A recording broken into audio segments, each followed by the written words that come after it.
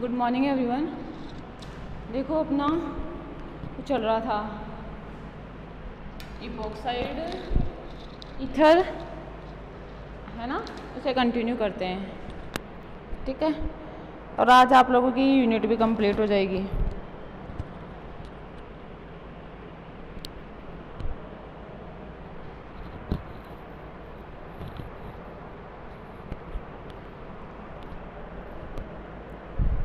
ठीक है, देखो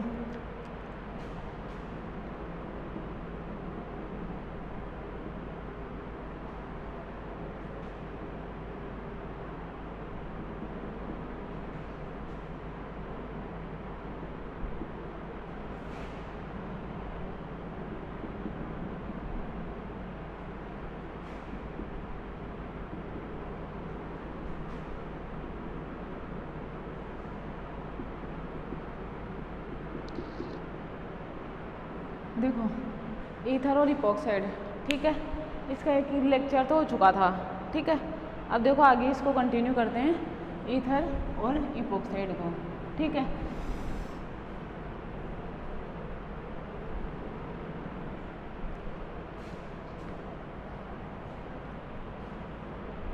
देखो उसमें मैंने आप लोगों को मेथड ऑफ सिंथेसिस बताया था, है ना। जो ईथर को अपन कैसे बनाते हैं from the alcohol we will discuss. ठीक है, दूसरी चीज़ देखो क्या है, by the reaction of alkyl hydrogen halide that means HX acid and alcohol combine to give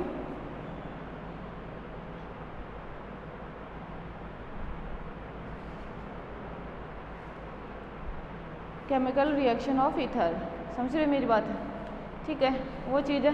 देखो बाकी जो मेथड ऑफ प्रिपरेशन है ईथर के, ठीक है, क्लेजन रीअरेंजमेंट मैंने आप लोगों को बताया था, है ना, 3,3 सिग्मा ट्रॉपिक, वो भी इसकी केमिकल रिएक्शन है ना। ठीक है, देखो एक और चीज़ नेक्स्ट, देखो फॉर्मेशन चल रहा था ना, इसमें एक दो मेथड और देख लेते हैं। फॉर्मेशन,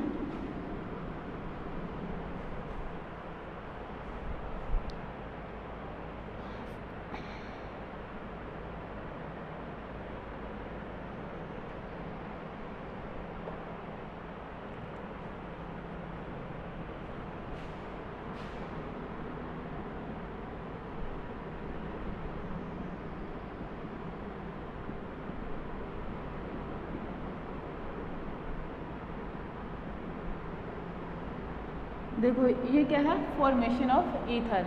ठीक है, फॉर्मेशन ऑफ ईथर।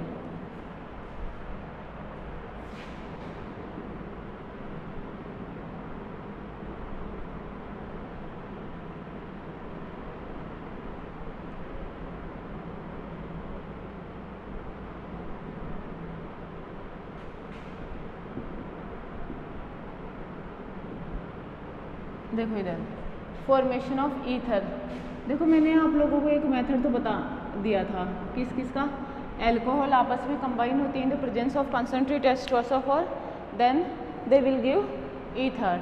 ठीक है, by the following SN1 mechanism और by the following SN2 mechanism. ठीक है, और SN1 और SN2 को भी मैंने बहुत अच्छी तरीके से आप लोगों को समझाया था। ठीक है, अब देखो क्या होती है कि अगर अल्कोहल के वाष्प को, है ना, अल्कोहल के वाष्प को अगर हीटेड एल्यूमिना मतलब Al2O3 या फिर क्या है एल्यूमिनियम फॉस्फेट की प्रेजेंस में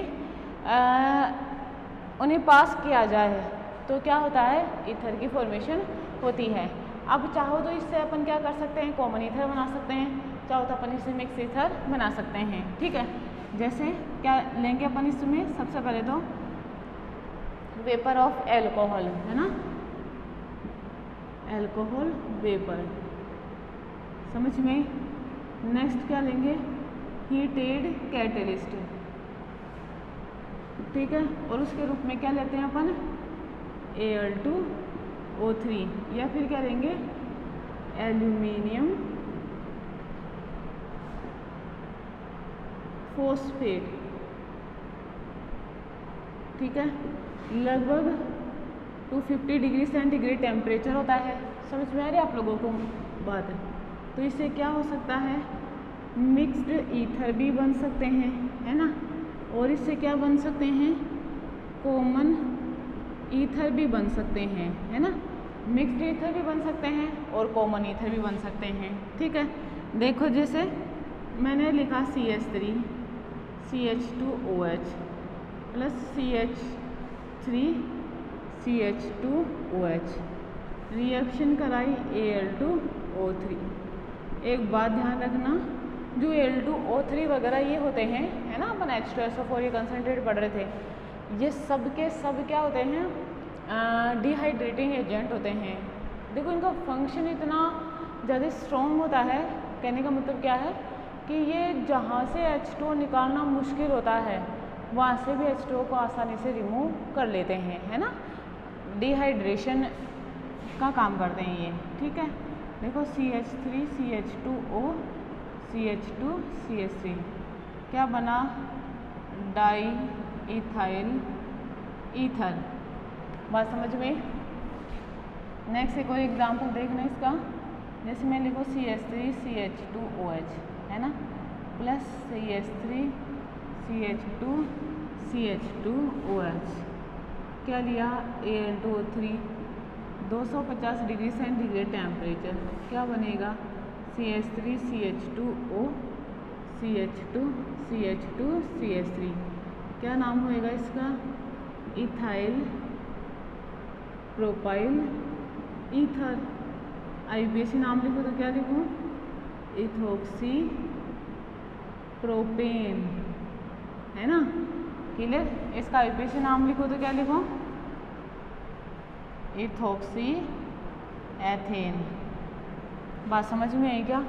ठीक है, इस तरीके से क्या होएगा, ईथर की फॉर्मेशन होएगी। अपन नॉर्मली ये भी लिख सकते हैं,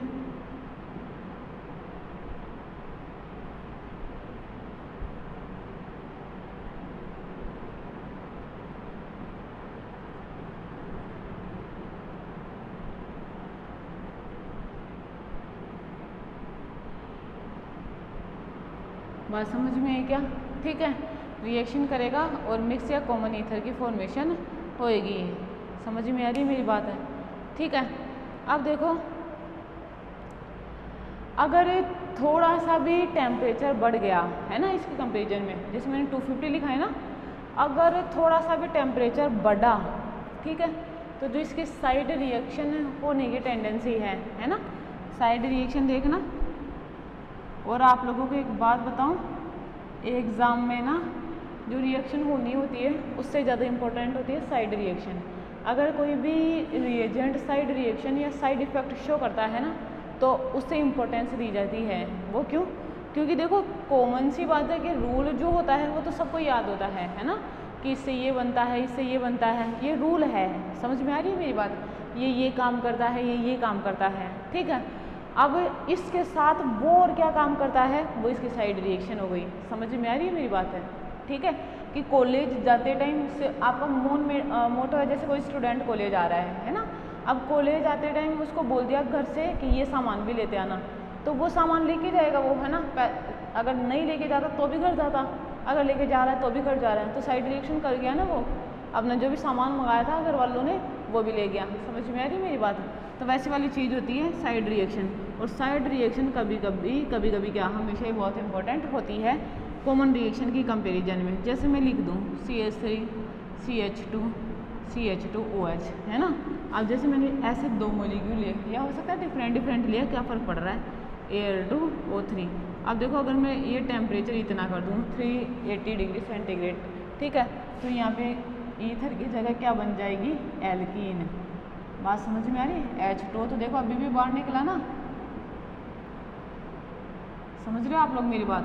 तो इस चीज़ को ध्यान में रखोगे, ठीक है, ये चीज़ ध्यान में रखोगे, समझे?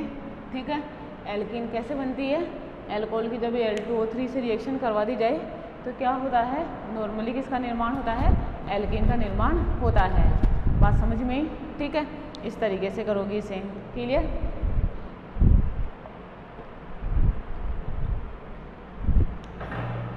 अब देखो मैं इसी की बात नहीं कर रही हूँ, मैं सबकी बात कर रही हूँ। मतलब कोई सा भी अल्कोहल ले लिया है ना, वो हाई टेम्परेचर पर Al2O3 से रिएक्शन करेगा और Al2O3 रिएक्शन करके क्या बनाएगा, एल्कीन बनाएगा। ठीक है, ये तो बहुत रेयर सी कंडीशन होती है कि अल्कोहल के दो मॉलिक्यूल Al2O3 की प्रेजेंस में रिएक्शन करे और ईथर की फॉर्मेशन करे। जो मेन रिएक्शन होती है ना, तो वो तो इसकी ये साइड रिएक्शन है। समझे आप लोग मेरी बात, ध्यान रखना इस चीज़ को। ठीक है, लिख लेना इसे। अब देखो क्या होता है कि जैसे क्या हो कि अल्कोहल के एसिडीकरण से टर्सरी ब्यूटाइल ईथर का संश्लेषण किया जा सकता है ना। वो कैसे कि अगर अल्कोहल की और एल्केन की रिएक्शन करवाई जाए एसिडिक मीडिया में, ठीक है, तो आसानी से क्या हो सकता है, ईथर की फॉर्मेशन हो सकती है। वो कैसे, क्योंकि देखो क्या होता है कि अपन जब भी रिएक्शन प्रोसीड करते हैं तो रिएक्शन अपने अकॉर्डिंग नहीं होती है ना। ज़रूरी नहीं है रिएक्शन अपने अकॉर्डिंग हो, ठीक है, वो उसी अकॉर्डिंग होगी जिस अकॉर्डिंग उसे स्टेबिलिटी गेन करनी हो, है ना, या जिस तरीके से वो मोर स्टेबल प्रोडक्ट या इंटरमीडिएट स्पीसीज का निर्माण कर सके। ठीक है, फॉर एग्जांपल जैसे मैं क्या कहना चाह रही हूँ, देखो मैंने कहा कि अगर ईथर और एल्कीन अल्कोहल और एल्कीन की रिएक्शन करवाई जाए, है ना, तो भी नॉर्मली क्या होता है, देखो मुझे एक बात बताओ, दोनों में रिएक्शन हो सकती है क्या? दोनों में रिएक्शन हो सकती है कि दोनों के दोनों ही क्या है, न्यूक्लियोफाइल है, रिएक्शन नहीं हो सकती है। ठीक है, लेकिन देखो क्या होता है कि जैसे ये वाला लिया अल्कोहल, समझ रहे हो, मैं ये वाला लूँ एल्कीन, समझ में आ रही है आप लोगों को बात?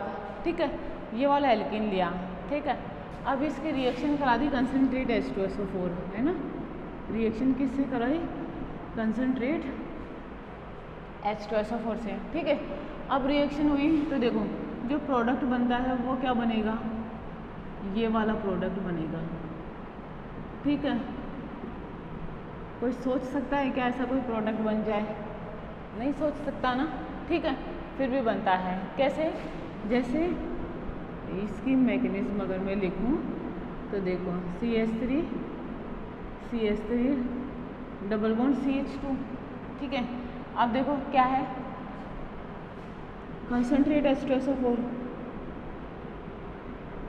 ठीक है, बताओ ये इधर गया तो H+ पर अटैक करा, है ना, क्या बन गया ये, बताओ 3 डिग्री कार्बोकेटाइन बन गया। ठीक है, अब देखो मैं लिखूँ CH3 CH2H lone pair of electron, अब ये न्यूक्लियोफाइल डी इलेक्ट्रोफाइल हो गया ना, तो बस वो चीज़ थोड़ा ध्यान में रखने वाले हैं, इतना कुछ खास है नहीं ना इसमें, मतलब आप लोग कन्फ्यूज़ हो लेकिन कई बार ऐसा होता है ये माइंड में आती नहीं है ना। H+ बाहर गया,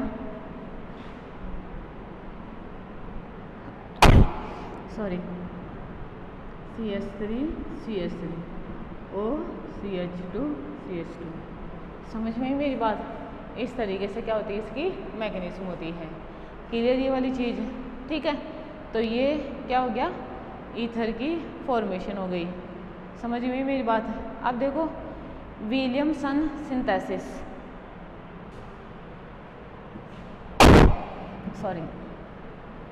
विलियमसन सिंथेसिस,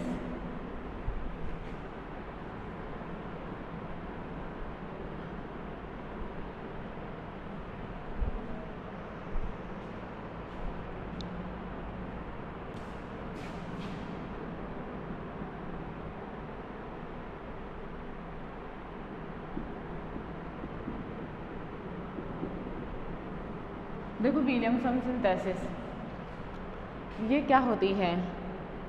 ठीक है, देखो इसमें क्या होता है कि विलियमसन सिंथेसिस में कि नॉर्मली अपन क्या करते हैं, कोई भी सोडियम इथॉक्साइड लेते हैं, है ना, और उसकी रिएक्शन किससे करवाई जाती है, एल्किल हैलाइड से करवाई जाती है ना। ड्यूरिंग द रिएक्शन देखो किस किस के बीच में, सोडियम एल्कोक्साइड, है ना, इथॉक्साइड नहीं, सोडियम एल्कोक्साइड, कोई सा भी एल्कोक्साइड लेंगे, है ना, सोडियम एल्कोक्साइड।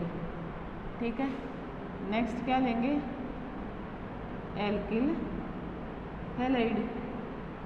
नेक्स्ट क्या लिया, एल्किल हैलाइड लिया। समझ में आ रही है?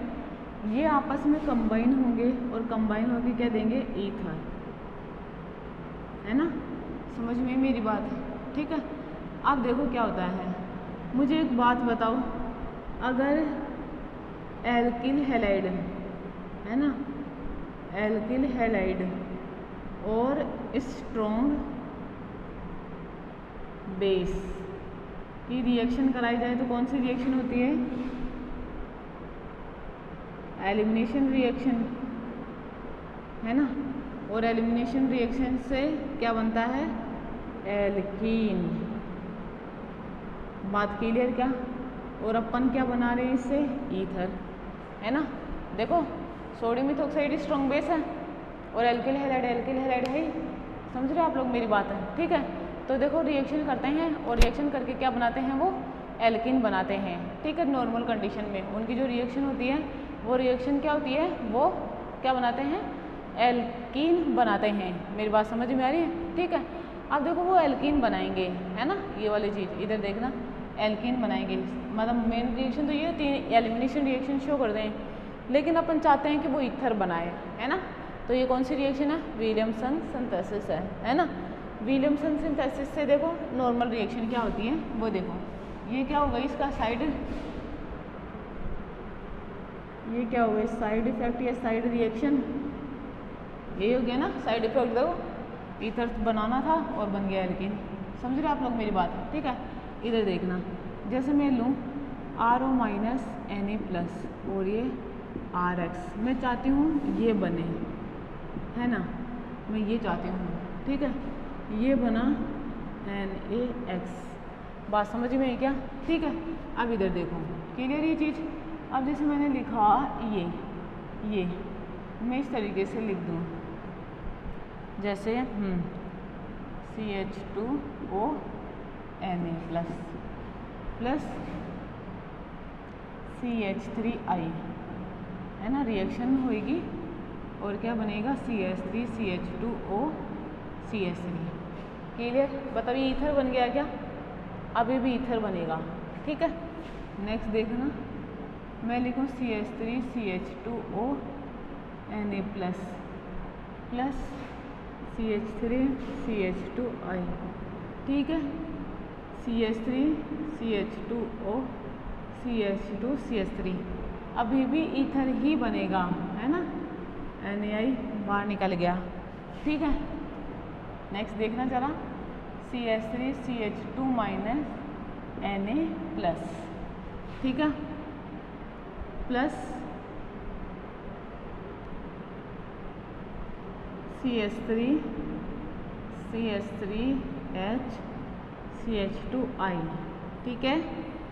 ये CH3 ये CH2 सॉरी देखो ये CH2 ये CH ये CH3 ये CH3 बनना तो ये चाहिए था, है ना, लेकिन बन क्या जाता है वो देखो, CH3 CH3 double bond CH2, जो प्रोडक्ट होता है ना वो ये बनता है, ये नहीं बनता है। समझ में आप लोगों को बात? ठीक है। देखो अपन किस लिए बोलते, अपन चाहते हैं कि ये वाला ईथर बने, है ना, लेकिन इससे बन क्या गया, एल्कीन बन गया। समझ में आ रही मेरी ये बात? ठीक है। तो इससे बचने के लिए विलियमसन ने क्या कहा, ये जो प्रोसेस मैंने करवाया ना, ये विलियमसन सिंथेसिस कहलाता है। ठीक है। थ्योरी आप लोग लिख लेना। देखो ठीक है क्या? अब देखो विलियमसन ने क्या कहा इससे बचने के लिए, कि बिल्कुल ऐसा होगा, साइड रिएक्शन पहले होगी, जो मेन रिएक्शन अपन चाहते हैं उसके स्थान पर साइड रिएक्शन ही होएगी। समझ में आ रही है मेरी बात? ठीक है। तो बोले साइड रिएक्शन को कैसे रोका जाए, है ना, साइड रिएक्शन तो रुकनी चाहिए। ठीक है।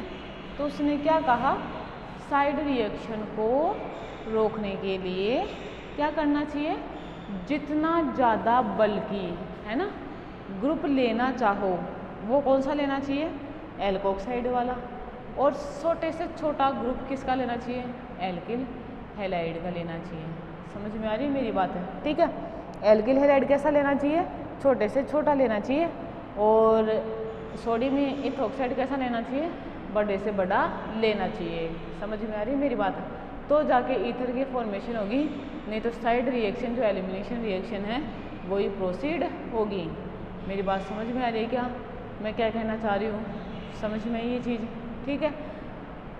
नेक्स्ट देखो क्या होता है, जैसे मैंने कहा कि अपने को डिजायर्ड प्रोडक्ट ईथर बनाना है ना, नॉट एल्कीन। तो अपन क्या करेंगे, उसके लिए ध्यान रखेंगे कि जो इथोक्साइड है ना, वो छोटा ग्रुप नहीं होना चाहिए, वो कोई बल्कि ग्रुप होना चाहिए। और जो एल्किल हैलाइड है वो कैसा ग्रुप होना चाहिए, छोटा ग्रुप होना चाहिए। तो एलिमिनेशन की जो पॉसिबिलिटी है ना, वो क्या हो जाती है, कम हो जाती है। समझ में आ रही, कम क्या हो जाती है, बहुत कम हो जाती है। क्योंकि अपन एलिमिनेशन जो इवन एलिमिनेशन पढ़ते हैं उसमें मोर स्टेबल कार्बोकेटाइन बनता है ना। तो मोर स्टेबल कार्बोकेटाइन तो तभी बनेगा ना जब अपन एल्किल हैलाइड वैसा लेंगे। अगर एल्किल हैलाइड ऐसा नहीं लिया तो नॉर्मल क्या होगी, कौन सी रिएक्शन होगी, ये ईथर बोल तो विलियमसन सिंथेसिस होगी। जो विलियमसन सिंथेसिस देखो एल्कीन के बनने की व्याख्या नहीं करता है ना, ध्यान रखना इस चीज़ को, एल्कीन के फॉर्मेशन को नहीं एक्सप्लेन करता है। This is not Williamson synthesis, ठीक है।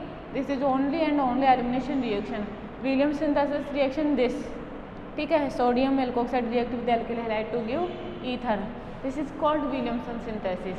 क्लियर क्या? अब विलियमसन सिंथेसिस से मिक्स ईथर भी बन सकते हैं और इससे कॉमन ईथर भी बन सकते हैं। बात समझ में है क्या? तो ये क्या थी आप लोगों की विलियमसन सिंथेसिस। क्लियर ये चीज़ भी, ठीक है। अब देखो नेक्स्ट इनकी केमिकल रिएक्शन, किसकी, केमिकल रिएक्शन ऑफ ईथर, है ना। ईथर किस तरीके से केमिकल रिएक्शन शो करते हैं, ठीक है। देखो सबसे पहली बात तो जैसे ईथर की कॉमन रिएक्शन पढ़े तो इसका हैलोजनेशन आसानी से किया जा सकता है in the presence of sunlight, है ना। सनलाइट की प्रेजेंस में ईथर का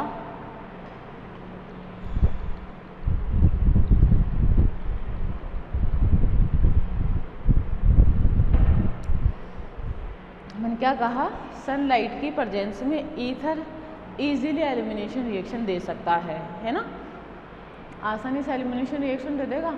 और अगर एलिमिनेशन रिएक्शन हैलोजनेशन रिएक्शन दे देगा, हैलोजनेशन रिएक्शन से क्या होगा, जो ऑक्सीजन के पास वाला कार्बन है उस पर जुड़े हुए हाइड्रोजन किससे रिप्लेस हो जाएंगे, हैलोजन से रिप्लेस हो जाएंगे, ठीक है। कभी भी नॉर्मली देखो क्या होता है कि नॉर्मली जैसे मैंने कहा ये सनलाइट की प्रेजेंस में होती है, और सनलाइट की प्रेजेंस में देखो रिएक्शन इतनी स्ट्रॉन्ग होती है क्योंकि देखो नॉर्मली अगर इनमें हाइड्रोकार्बन वाली चेन की बात करें, है ना, सुनना देखें, जैसे ये वाली रिएक्शन होती है, ये चीज़ है ना, ये तो ये क्या कहलाती है, हाइड्रोकार्बन चेन कहलाती है। और मुझे एक बात बताओ, एल्केन हाइड्रोकार्बन का मतलब ये सिंगल बॉन्ड है सबके सब, है ना, ये इस तरीके से होता है ना, ये चीज़ है इसमें, है ना। तो ये क्या करेंगे नॉर्मली जब इसकी रिएक्शन करवाई जाए, है ना, तो ये क्या करता है कि एल्केनों की नॉर्मल जो रिएक्शन होती है वो देता है। इसकी इलेक्ट्रॉन विड्रॉइंग नेचर के कारण इनकी रिएक्टिविटी थोड़ी बढ़ जाती है सिग्मा बॉन्ड की। वैसे तो सिग्मा बॉन्ड टूटता नहीं है ना, लेकिन क्या होता है कि जब उनको टेम्परेचर दे तो वो फ्री रेडिकल सब्स्टिट्यूशन रिएक्शन देते हैं, ठीक है। This is the characteristic property of the alkene, है ना, free radical substitution reaction is the characteristic property of the alkene, ठीक है। तो क्या होता है, यहाँ भी हैलोजनेशन हो जाता है, यहाँ भी हो जाता है, यहाँ भी हो जाता है, यहाँ भी हो जाता है in the presence of sunlight, ठीक है।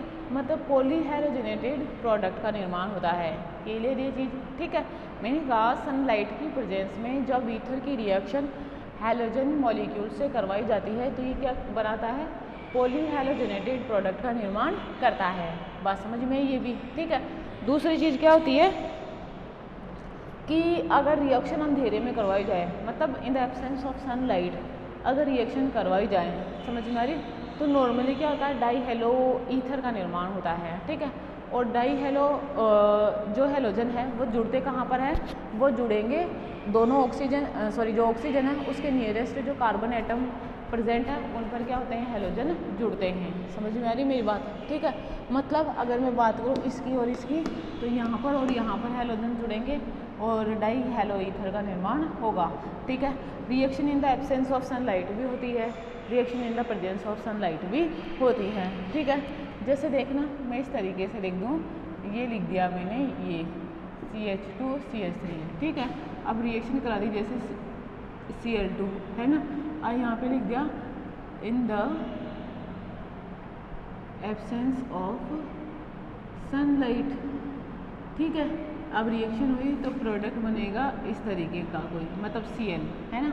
Cl का मतलब है यहाँ पे ये Br2 भी हो सकता है, मैंने जो अक्स लिखा उसका मतलब है यहाँ पे Br भी हो सकता है, I भी हो सकता है। ठीक है, ये लिखा Cl और ये CH3, डाई हेलो ईथर का निर्माण हो गया। समझ में मेरी बात? ठीक है, ऐसे ही जैसे मैं ये लिख दूँ CH3 CH2O CH2 और CH3 है ना, इसका क्या है, in the presence of sunlight है ना, इन द प्रेजेंस ऑफ सनलाइट क्या होएगा, जैसे मैं रिएक्शन करा दूँ X2 की है ना, X क्या हो सकता है, Cl2 Br2 I2 कुछ भी हो सकता है ना, इस बात का ध्यान रखना। सनलाइट के प्रेजेंस में हो रही है रिएक्शन। ठीक है, तो देखो CCl3 CCl2O CCl2 CCl3 है ना, इस तरीके से क्या होता है, प्रोडक्ट का निर्माण होता है। मतलब पॉली हेलोजेनेटेड ईथर बनेगा और उसमें डाई हेलोजेनेटेड ईथर बनेगा, और डाई हेलो एटम्स कहाँ जुड़ेंगे, alpha position with respect to oxygen है ना, अल्फा हो गई ना, ये अल्फा और ये अल्फा डैश सेम टाइप की है, तो अपन इसे कहेंगे अल्फा और ये अल्फा डैश। क्लियर क्या, तो alpha alpha dash die hello ether का निर्माण होता है इसमें, और इसमें क्या होता है, पॉली हेलोजेनेटेड ईथर की फॉर्मेशन होती है। ठीक है, एक रिएक्शन तो हुई ये।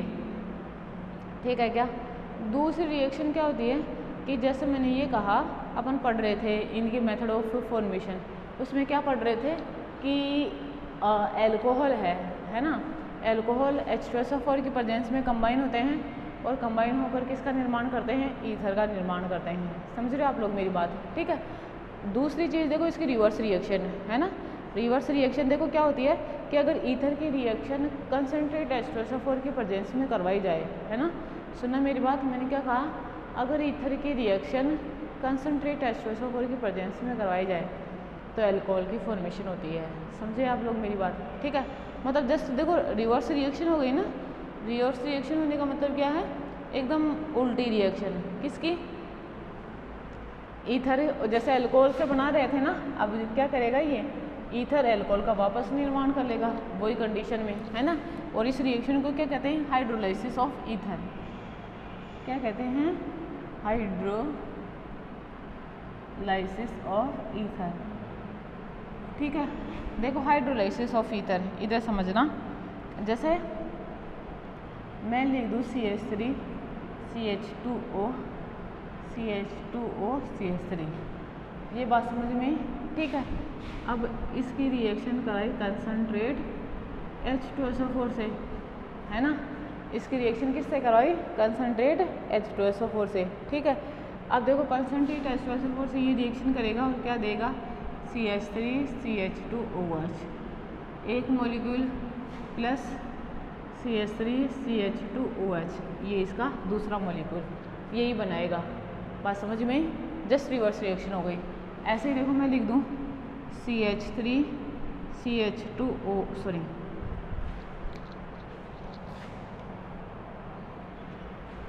देखो CH3 है ना, और ये कंसनट्रेट H2SO4, इस रिएक्शन हो तो क्या बनेगा, CH3 CH2OH और ये CH3OH, इसका निर्माण होगा। क्लियर? ये इस तरीके से ये करना था है ना। अब जैसे मैकेनिज्म इसकी कैसे होती है वो देखो एक बार,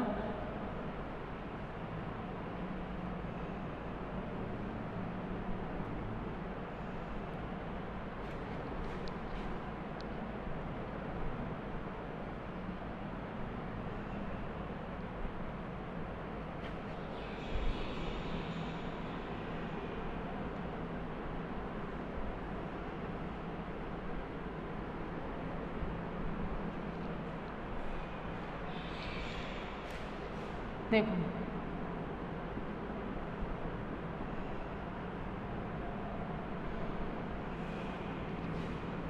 बताओ कंसनट्रेट H2SO4 का मतलब क्या है, ये H+ देगा है ना, H+ दिया तो लेगा कौन, ऑक्सीजन, तो देखो ये H ये ऑक्सीजन, बताओ प्लस चार्ज आ जाएगा इस पर, समझ में आए ना। अब ये बाहर क्या बनेगा CH2 प्लस CH3 CH2OH। बताओ मीडिया कैसा है, एक्वस। ये इस पे अटैक करा CH3 CH2OH2 प्लस, एक हाइड्रोजन H प्लस फॉर्म में गई तो क्या बना CH3 CH2OH। ठीक है, तो देखो लास्ट में 2 मोल किसके बन गए, इथेनॉल के बन गए। बात क्लियर ये भी। ठीक है, नेक्स्ट देखना, जैसे मैं लिख दूँ इस तरीके से CH3 CH2O CH3 है ना, और ये लिख दिया कंसनट्रेट H2SO4, है ना। देखो 2 चीज़ें इसमें, एक तो क्या बन सकता है ना, एक तो देखो क्या बन सकता है, मतलब दोनों ही अल्कोहल बनेंगे पहली बात तो, लेकिन दोनों अल्कोहलों में पहले कौन सा बनेगा और पहले कौन सा बनेगा, बाद में कौन सा बनेगा, है ना। पहले कौन सा बने उसके बाद में कौन सा बने, वो देखो इधर। जैसे ये क्या देगा H प्लस अटैक करा तो CH3 CH2O H plus CH3 ठीक है। अब देखो यहाँ से, देखो एक तो ये यहाँ से टूट सकता है या फिर यहाँ से टूट सकता है। कहाँ से टूटेगा, जिधर से मोर स्टेबल कार्बोकेटाइन बने।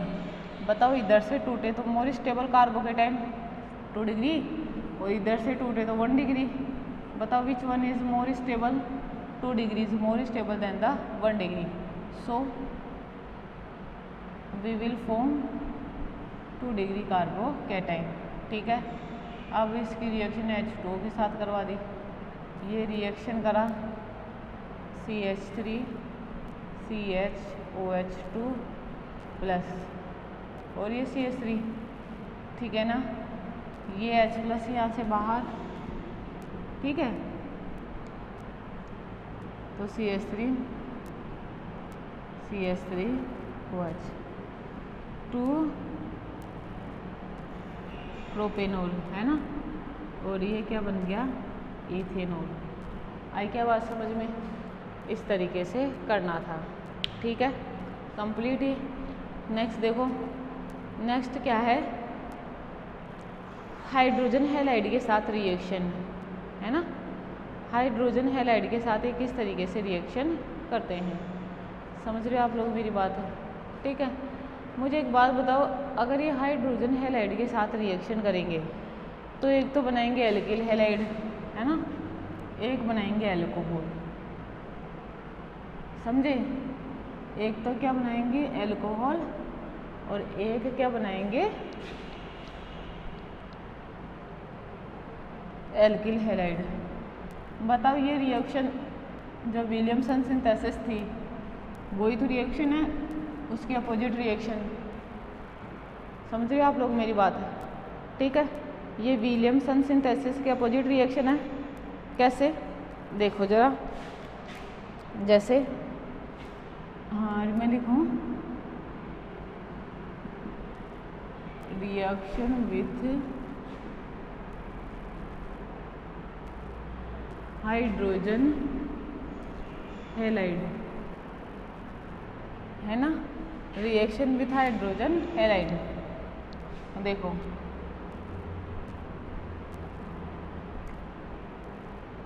CH3 CH2 O CH2 CH3 plus HI, ये रिएक्शन होगी और क्या बनेगा OH प्लस CH3 CH2I। बात समझ में, कोई दिक्कत नहीं, किसी का भी अपन बना सकते हैं। ऐसे अगर ये लिखा होता HBr, कुछ भी हो सकता है, ये है ना, जरूर नहीं है चाहिए हो, तो क्या बनता, ये बनता CH3OH और CH3I, है ना, कोई दिक्कत नहीं है ना। ठीक है, यहाँ पे इन चीज़ों की कोई दिक्कत नहीं होती है, ये बात भी क्लियर है ना। अब देखो क्या होता है, सपोज करो कि मिक्स ईथर होता,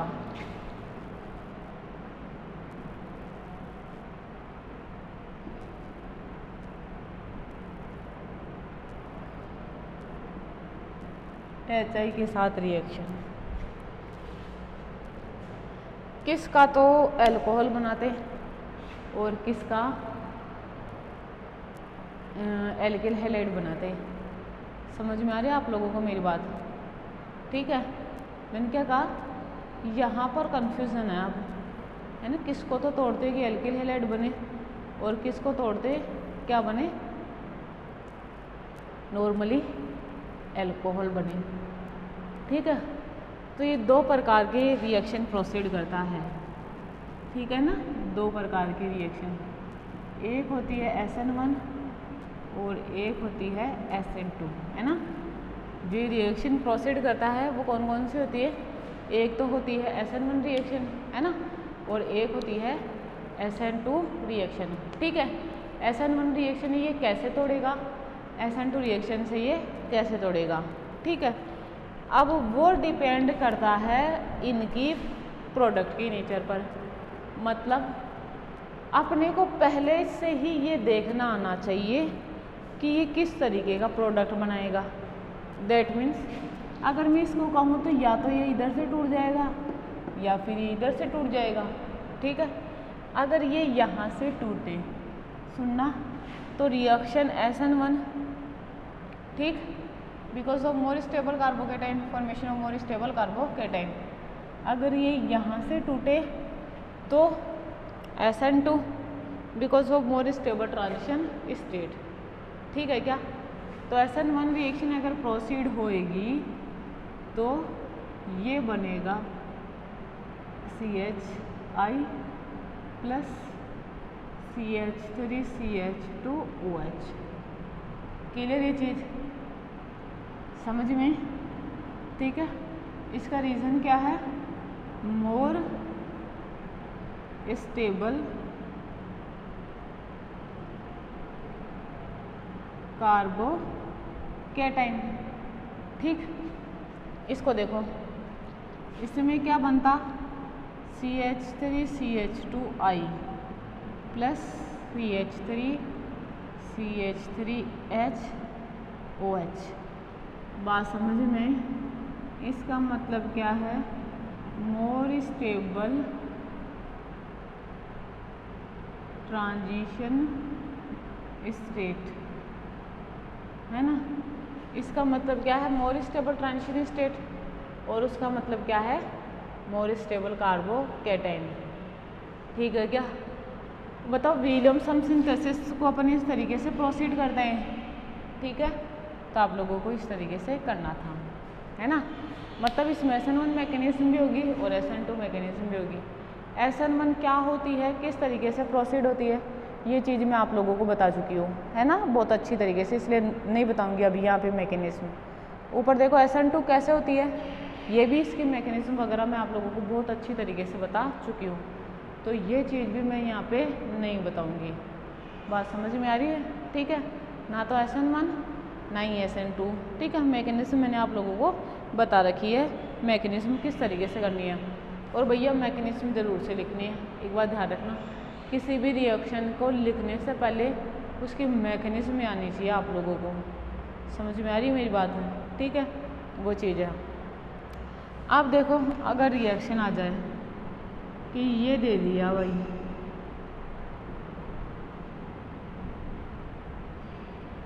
ठीक है, ये बन गया।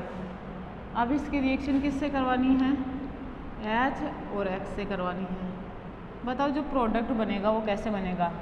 अब आप ये कह सकते हो क्या कि SN1 भी रिएक्शन प्रोसीड करेगा और SN2 भी करेगा?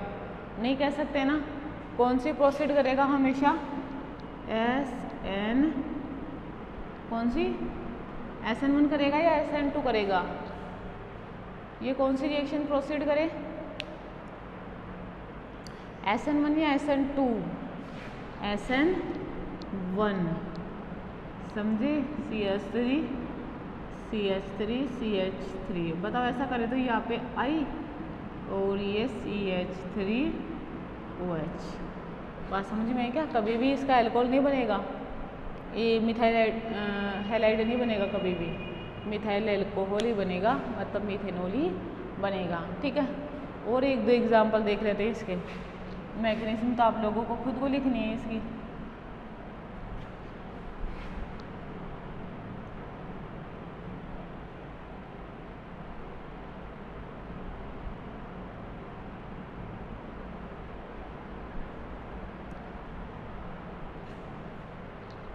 जैसे मैं लिखती इस तरीके से, मैं ये लिखूँ, है ना, ये चीज़ है। अब इसकी रिएक्शन करवाई HI के साथ, है ना, ये रिएक्शन कराई किसके साथ, HI के साथ, ठीक है। तो रिएक्शन जब HI के साथ होगी ना तो ये बनेगा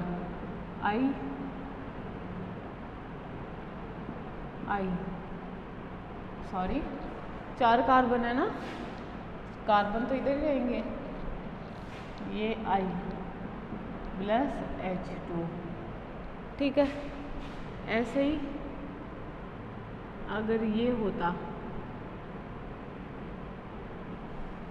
तो बॉन्ड कहाँ से टूटता, कार्बन और ऑक्सीजन यहाँ से, प्लस HI, तो क्या बनता, ये OH प्लस CH3I। समझ में आप लोगों को बात इस तरीके से, ठीक है। तो ये क्या होता है, इस तरीके से अपन क्या करते हैं, इनकी रिएक्शन करवाते हैं HX के साथ या हाइड्रोजन हैलाइडों के साथ, ठीक है। अब देखो रिडक्शन, देखो जो ईथर होते हैं उनका रिडक्शन कैसा होता है, लिक्विड नाइट्रोजन की प्रेजेंस में होता है और सोडियम मेटल की प्रेजेंस में होता है, ठीक है। लिक्विड नाइट्रोजन जैसे बूबलांग रिडक्शन का रिड्यूसिंग एजेंट है ये, है ना, लिक्विड नाइट्रोजन होएगा और मेटल होएगी कोई भी, अब वो सोडियम भी हो सकती है और वो पोटेशियम भी हो सकती है, ठीक है।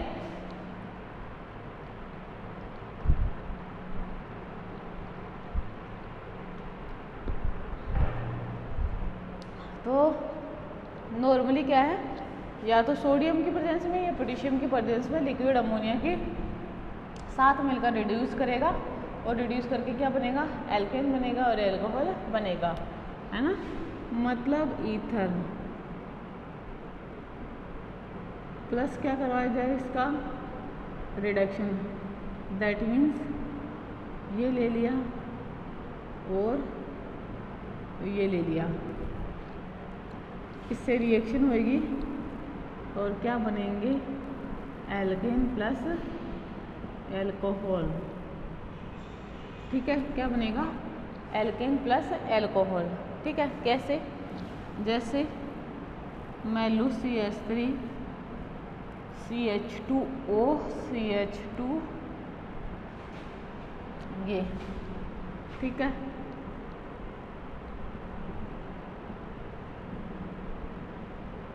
ये लिया,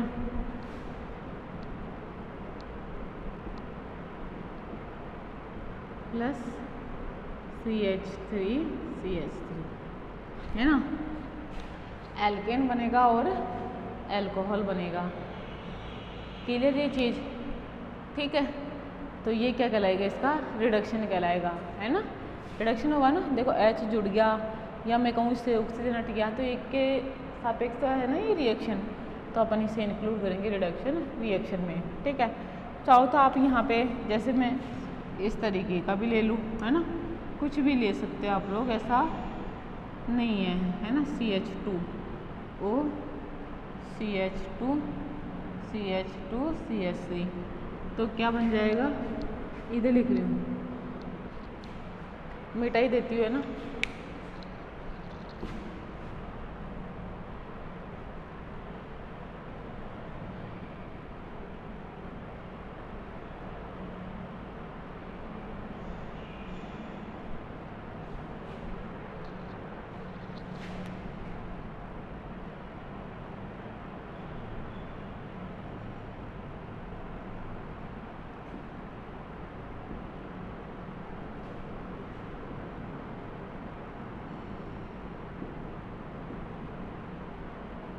लिक्विड NH3 है ना, लिक्विड अमोनिया लिया, समझ रहे आप लोग मेरी बात, ठीक है।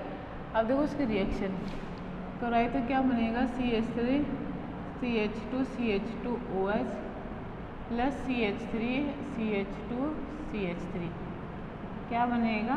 प्रोपेन। और बताओ प्रोपेन तो इसके रिडक्शन से ही बन सकता है ना? तो ये क्या होगी? इनकी रिडक्शन रिएक्शन होगी इन द प्रेजेंस ऑफ सोडियम और लिक्विड नाइट्रोजन। ठीक है, अब देखो नॉर्मली क्या होता है, जैसे कभी कभार इनका डिहाइड्रेशन हो जाता है। जैसे अभी रिएक्शन अपन ने साइड रिएक्शन देखी थी, किसकी थी? Al2O3 वाली, समझ में आ रही? तो अपन उसको भी तो रिएक्शन को इंक्लूड कर सकते हैं इसके केमिकल रिएक्शन में। क्या करता है कि अगर हाई टेम्परेचर एल्यूमिनिया की प्रेजेंस में ईथर को लिया जाए तो वो क्या होते हैं? डिहाइड्रेशन की रिएक्शन शो करते हैं, और डिहाइड्रेशन के द्वारा किसका निर्माण करते हैं? एल्कीन का निर्माण करते हैं। ठीक है, एक रिएक्शन ये हो जाएगी इसकी। ठीक है, जो आप लोग पढ़ चुके हो। नेक्स्ट अगर इसको कंबंशन रिएक्शन की बात करें तो मुझे एक बात बताओ, नॉर्मली जब इनकी कंबंशन रिएक्शन करवाई जाती है तो क्या बनता है? कंबंशन से CO2 बनता है और H2O बनता है। That means we will say that when ether को अगर किसी भी मतलब ईथर को नॉर्मली एयर की प्रेजेंस में जलाया जाए तो क्या बनाता है? वो कार्बन डाइऑक्साइड बनाता है और वाटर का मॉलिक्यूल बनाता है। ठीक है, और नॉर्मली क्या होता है? ये बहुत ज़्यादा ज्वलनशील पदार्थ होता है ईथर, समझ रहे हो आप लोग चीज़? ठीक है, नेक्स्ट क्या है? जैसे अपन क्या करें, इसका एसिटिक एनहाइड्राइड वगैरह से, एसिड क्लोराइड से भी अगर रिएक्शन करवाई जाए, है ना? समझ रहे हो मेरी बात? मतलब ईथर की रिएक्शन जैसे मैं इस तरीके से कर दूँ, अगर ईथर की रिएक्शन एसिड क्लोराइड और एसिटिक एनहाइड्राइड, है ना, CH2O CH2 CH3, ठीक है, CH3 C double bond O C double bond O CH3, समझ रहे हो? तो नॉर्मली क्या करता है? ये एस्टर की फॉर्मेशन करता है। ठीक है ना, मतलब इन दोनों को रिएक्शन अगर करवाई जाए तो ये इस तरीके से रिएक्शन करता है, एस्टर बनता है। ठीक है, तो देखो इस तरीके से बन जाएंगे ना दो मॉलिक्यूल एस्टर के, CH2O C double bond O CH3। Clear? क्या इस तरीके से ये क्या करता है? एस्टर की फॉर्मेशन करता है। समझे ये चीज़ भी? ठीक है, तो इस तरीके से अपन क्या कर सकते हैं? इसकी रिएक्शन करा सकते हैं। ये रिएक्शन क्या कहलाएगी? Acylation of ether. क्या कहलाएगा? Acylation of ether. ठीक है, और यहाँ पे एसिटिक एनहाइड्राइड की जगह अपन क्या ले सकते हैं? कोई एसिड क्लोराइड भी ले सकते हैं, है ना? ये क्या है? एसिड क्लोराइड या एसाइल क्लोराइड, और ये क्या है? Acetic anhydride. ये क्या है? एसिटिक एनहाइड्राइड है। मेरी बात समझ में है क्या? तो इस तरीके से ये क्या करते हैं? रिएक्शन प्रोसीड करते हैं। क्लियर? क्या ठीक है? तो देखो ये चीज़ कंप्लीट हो चुकी है आप लोगों के ईथर, है ना? ईथर में मेथड ऑफ फॉर्मेशन हो गया था, नॉर्मली इसकी नोमेनक्लेचर वगैरह हो गई थी, है ना? देखो, और नॉर्मली क्या है इसका, जैसे नोमेनक्लेचर के साथ साथ मैंने कहा था स्ट्रक्चर बॉन्डिंग, है ना, वो हो गया था। इसका एंगल की बात हो गई थी कि कैसा एंगल होता है, क्यों होता है, किस कारण से होता है। ठीक है, और नेक्स्ट जैसे इसमें मेथड ऑफ प्रिपरेशन में आप लोगों के मैंने ये सारा कुछ करवाया। क्लियर क्या ये वाली चीज़ है? ठीक है, अब देखो नॉर्मली देखो सब रिएक्शन जितनी भी करवाई है ना, सबकी देखो सबसे पहले मैं बार बार कह रही हूँ मैकेनिज्म आप लोगों को लिखना आनी चाहिए, है ना? विदाउट मैकेनिज्म की ऐसा नहीं है। देखो ये चीज़ें आप लोगों के 12th क्लास में भी है ना, बहुत अच्छी तरीके से आप लोग पढ़ कर आए हो, है ना? तो आप लोग क्या करते हो, वहाँ से जो रटाया ज्ञान है ना, वो आप लोग यहाँ पे वेस्ट करते हो। कहने का मतलब है जैसे वहाँ पे मैकेनिज्म नहीं है, नॉर्मल रिएक्शन लिखते हो आप लोग, है ना? तो वो चीज़ है, तो वैसा मत करना, ठीक है? नंबर नहीं मिलेंगे। बार बार कह रही हूँ मैकेनिज्म लिखना ज़रूरी है। क्लियर? ठीक है, तो देखो जो भी है बहुत छोटा सा पार्ट था ईथर तो और वही चीज़ें रिपीट हुई जो अपन पढ़ चुके हैं, है ना? ईथर में वही चीज़ें रिपीट हुई हैं जो पढ़ चुके हैं। दूसरी देखो ये तो करवाने के बाद साथ के साथ आप लोग वो चीज़ भी करोगे जो आप लोगों को पहले करवा दिया गया है ना? जो आप लोगों को एल्कोहल फिनॉल वगैरह पढ़ाया है उसमें ईथर की फॉर्मेशन बताई है ना? एक आध रिएक्शन जो भी है वो आप लोग वहाँ से पढ़ोगे। क्लियर क्या मेरी बात? ठीक है, थैंक यू सो मच।